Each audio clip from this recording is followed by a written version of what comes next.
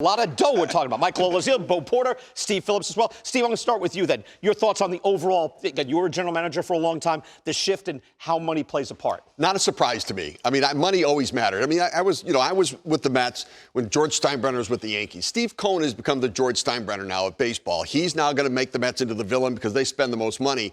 What those upper-tier teams can do, though, is they can spend over their mistakes. You sign a guy, it doesn't work out, go get another guy. You can always do that. George Steinbrenner did it all the time. And so those teams are able to do it. It's about depth. It's about impact and power.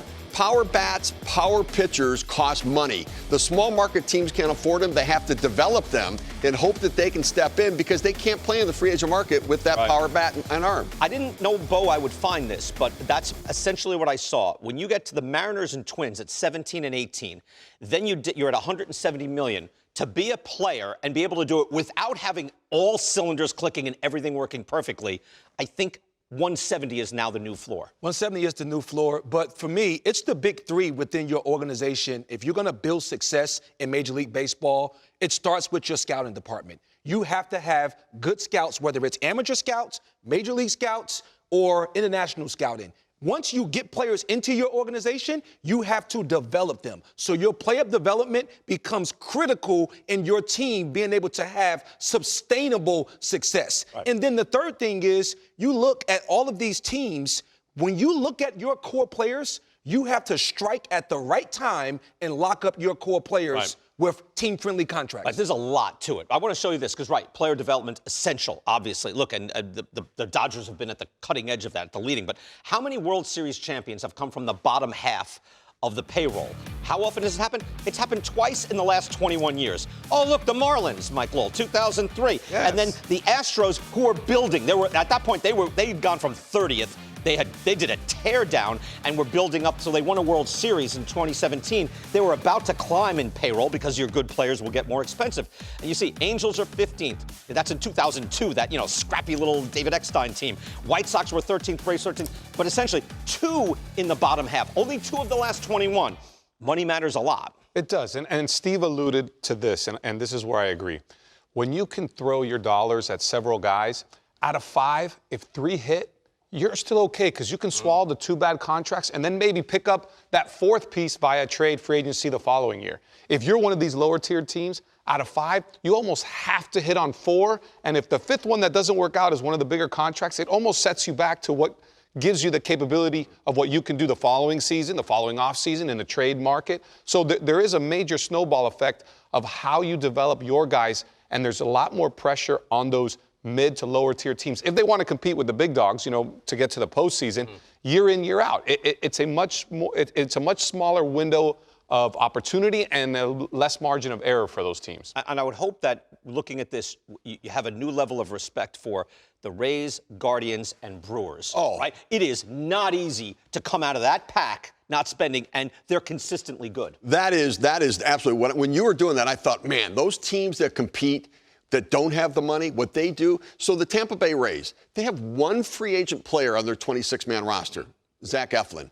Everybody else is drafted, signed, developed from within, or come over to trade from somewhere. They've made good player personnel decisions on scouting their own players, but scouting players on other teams, and those swaps work out for them. Now, they've had a few here and there. Cronenworth's a pretty good player with the Padres. He was a Ray before. But when you look at it, they've got 1 free agent player, and the rest of them are guys that they've traded for from within the organization and traded away talent to bring in that talent. That's extraordinary because they can never play in the free agent market. Yeah, right.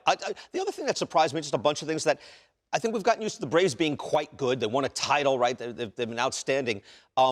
But they were historically, again, even through your era when you were on the field managing, Bo, they were known as corporately a little less or a little more frugal. Do you know what I mean? Mm-hmm. But now they're kind of a big financial player. They have not historically been there. Now they are. Yes, they were able to get there by actually executing the big 3 that I was just talking about. Right. The Braves had reached a point where they had high-priced players and the team was not winning. So they had to actually shift and start to bring in new homegrown talent, which the international scouting, you see Albies, Acuna, those guys came from international scouting. Rowley came because he was a complimentary pick in a trade that they made. So getting those young talent into the organization allowed them to actually get their core players. They then were able to go out and make trades for other players that are established major league players, but now they're able to extend them on team-friendly contracts. That's why they're able to now have sustainable success, because their core players are not costing them a lot of money, and now they can go out and cherry-pick the free agents that they need. Right. Well put. No, it's complicated, right? It's the multifaceted. One last thing, Mike Lowell, I'll throw it to you.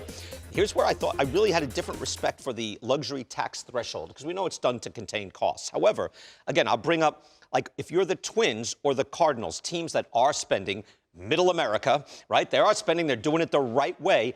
I don't want the Mets and Yankees to pull away from them and be $200 million. They're already $200 million away. I don't want 300, because I think when you get to 300, I don't know if the Twins and Cardinals can continue to catch the Mets. Yeah, what I wouldn't want to happen is, if you have a certain type of free agent that you know is going to command X dollars or years, that it limits it now to 4 or 5 teams that he can go to. And I think we saw a little bit of that probably 10 years ago. So, but from a player standpoint, you know, historically, you don't want any measures that could hold down salaries. You want the players to maximize their value. Sure. So it is a fine line of where you go. I do think teams, and maybe Cohen with the Mets has kind of said, hey, I don't care about the expense. I want to win a World Series.